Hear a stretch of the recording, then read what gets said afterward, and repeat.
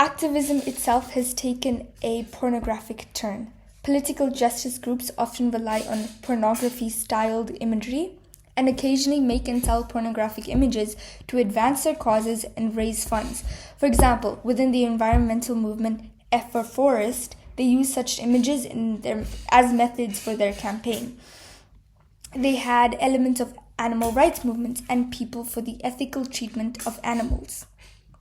Ironically, the use of pornography to argue injustice and cruelty ignore a history of pornography itself being deemed as morally unacceptable.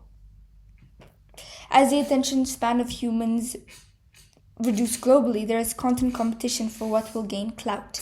We see this particularly within the porn industry. Bonnie Blue sleeping with 1,000 men in a day. We live in an attention economy. If the service is free, you are the product. Studies indicate average focalized attention spans have dropped to just about 40 to 47 seconds on a single digital screen, down from 2.5 minutes in 2024. If society follows this current path it has been following, what could the future look like for humanity?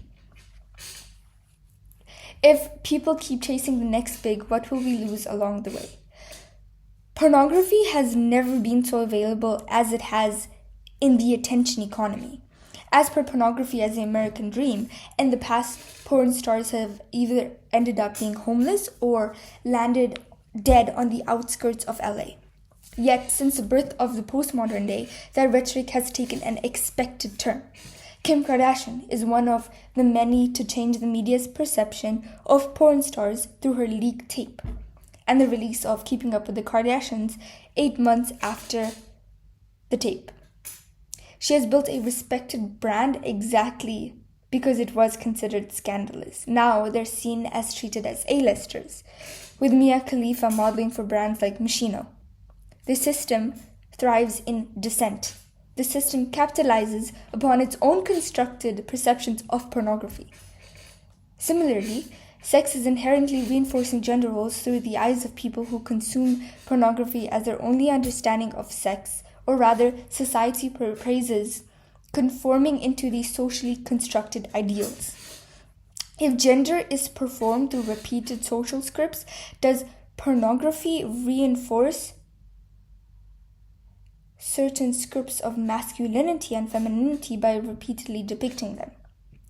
Andrea Dworkin argued pornography is not merely a sexual expression, but a curated cultural institution that rewards male dominance. Similarly, Catherine McKinnon argued pornography is a mechanism that maintains and produces gender roles. However, a critique of both these ideas is their difficulty to generalize the information. What about lesbian porn? What about porn where the woman is depicted as dominant and aggressive? Guy Debord, within the Society of the Spectacle, argued there has been a shift within direct lived experiences and highly performative representations.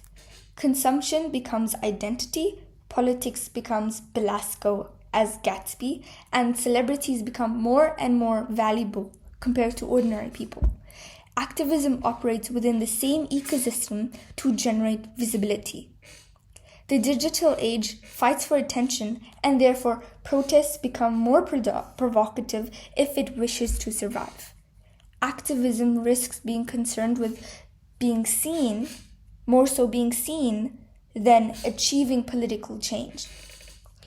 Jean Baudrillard, in support, stated, "Society survives within a world of simulations. That is not a fake copy of reality, but something more influential. Hyperreality."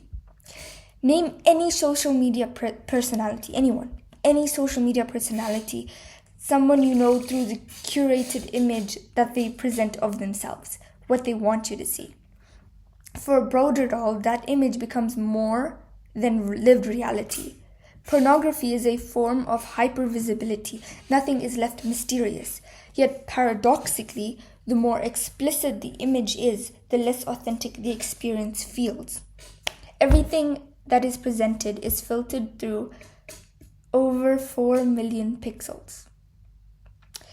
As per activism, the representation consumes reality. Viewers remember the image and forget the idea behind the movement itself. The intent, unless the intent is as pretentious. That is why provocative imagery will always fail within representations of media in failing to achieve the desired outcome. If the desired outcome is to get actual activity, if the desired outcome is to have any movement done, every attempt to escape the system strengthens the system because the system profits from novelty and rebellion. Shocking protest gains attention. That attention generates engagement. Engagement generates cultural capital. That cultural capital produces rebellion as a product. The revolution is transformed into content. The critic becomes an influencer, and the movement becomes a brand. People whose political engagement that is confined within their social media presence are inherently pretentious if they consider themselves as politically active. Like Patrick Bateman's monologue, it is recited, it's unauthentic.